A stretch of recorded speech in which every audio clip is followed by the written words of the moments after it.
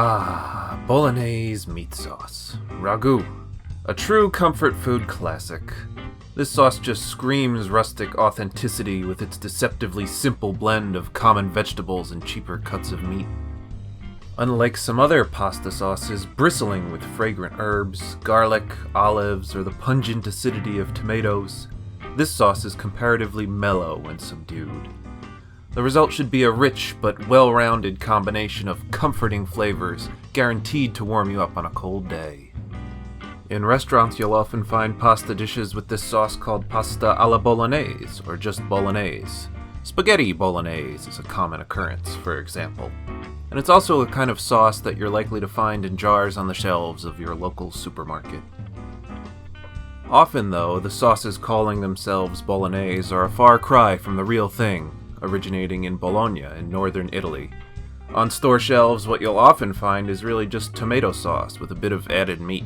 And at restaurants, what you'll often find is the opposite, a pile of meat mixed with a bit of tomato sauce.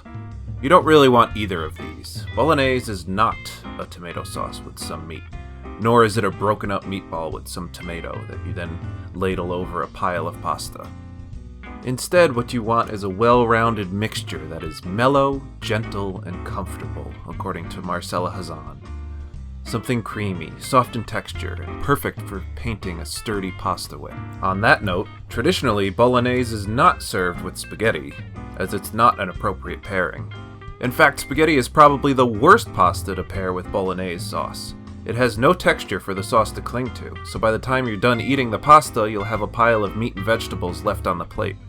Spaghetti is much better with a sauce of uniform consistency, like a tomato sauce or garlic and olive oil.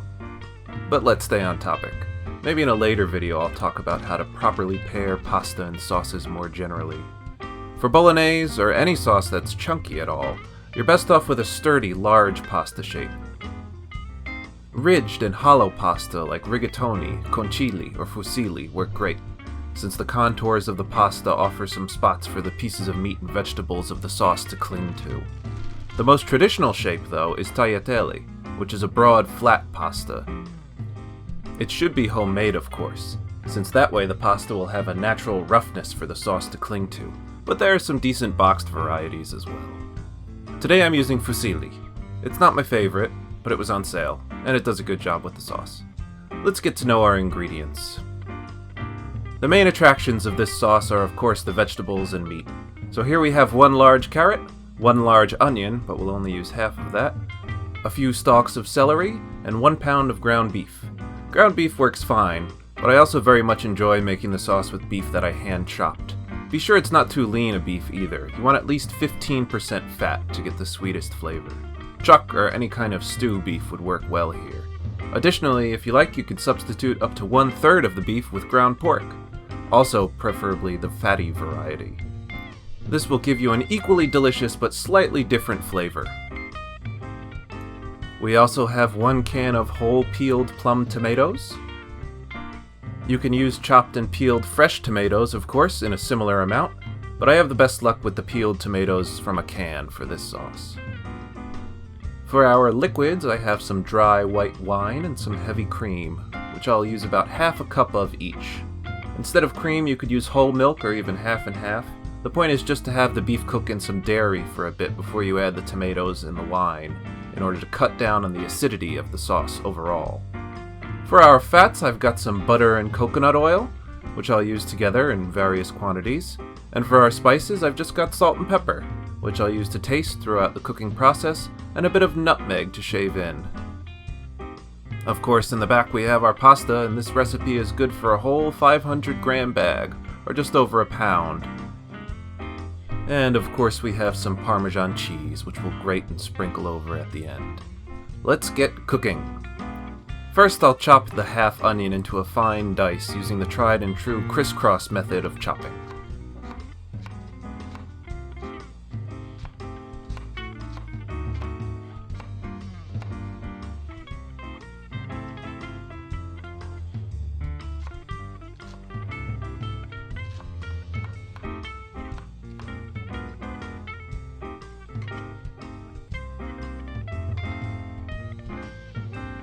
I then peel the carrot and slice it long ways until I have these little rectangular slices, which I then move down the line and chop.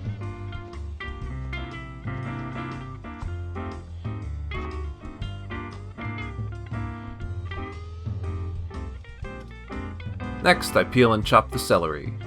Peeling the celery is not something I grew up doing, but I think it's a good practice that eliminates some of the stringiness of the celery in a dish that might upset the texture.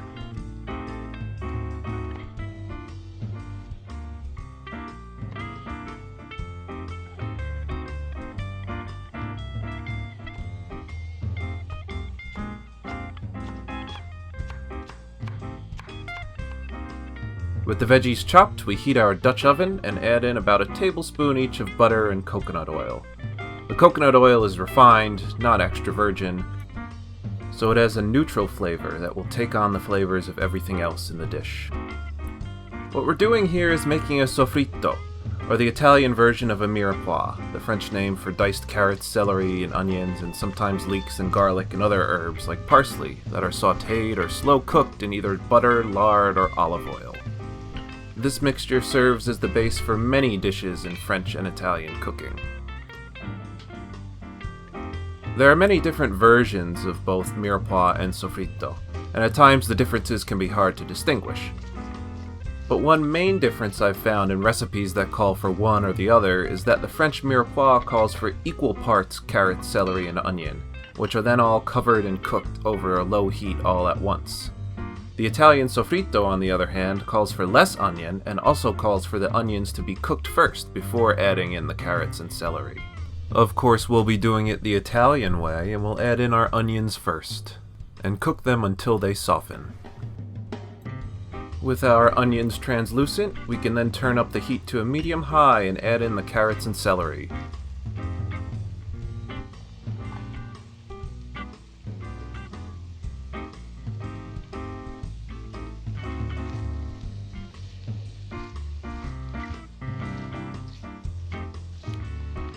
Once they've heated up for a few minutes, then we can add in the beef. We want the beef to cook through and lose its pink color before then adding in our heavy cream. Cook the mixture until the cream mostly evaporates, and then add in a bit of seasoning, a few flakes of nutmeg, some black pepper, and salt. Be careful not to add in too much nutmeg, since as Julia Child says, "There, you don't want so much that people can say, nutmeg." Then we add in the wine, and wait for that to evaporate, before then adding in the tomatoes, juice and all.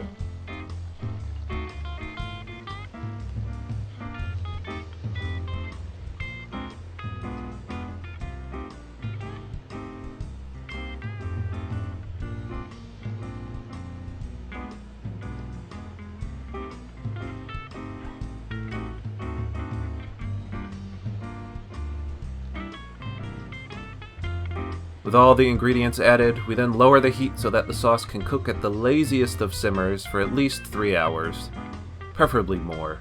With this sauce, the longer the better. It's a great sauce to prepare on a weekend morning to constantly have cooking throughout the day, keeping the house warm and smelling wonderful. If, during the cooking process, your sauce dries out, or starts to burn on the bottom, God forbid, just add in a cup of water. Otherwise, it really should not be very liquidy. Eventually, the sauce will thicken to a consistency of your liking. Ideally, you want to get the oil to start separating from the rest of the sauce. I didn't have quite enough fat here for that to happen, but once it reaches about this consistency, it's just about done.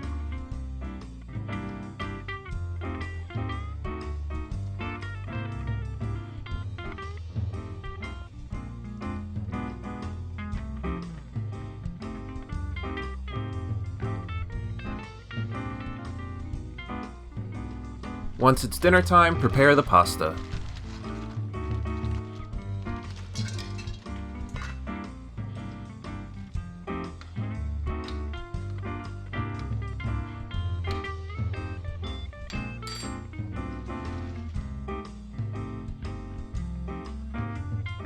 Now, of course, you could put the pasta on a plate and then ladle the sauce over it, but that's what amateur hacks do. I'm looking at you, Olive Garden. Instead, you want to toss the pasta in a warmed bowl with some soft butter in there. painting the pasta with a consistent coating of sauce.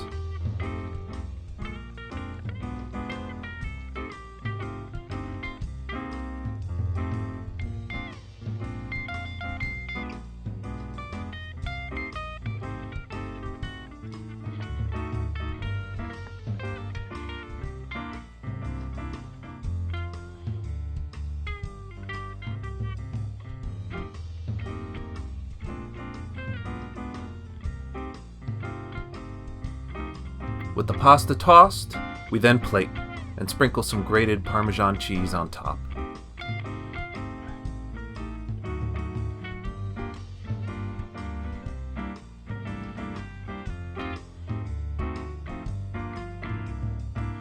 This is not really a quick and easy recipe. Making the sauce is a bit of preparation and a lot of cooking time, but the results speak for themselves.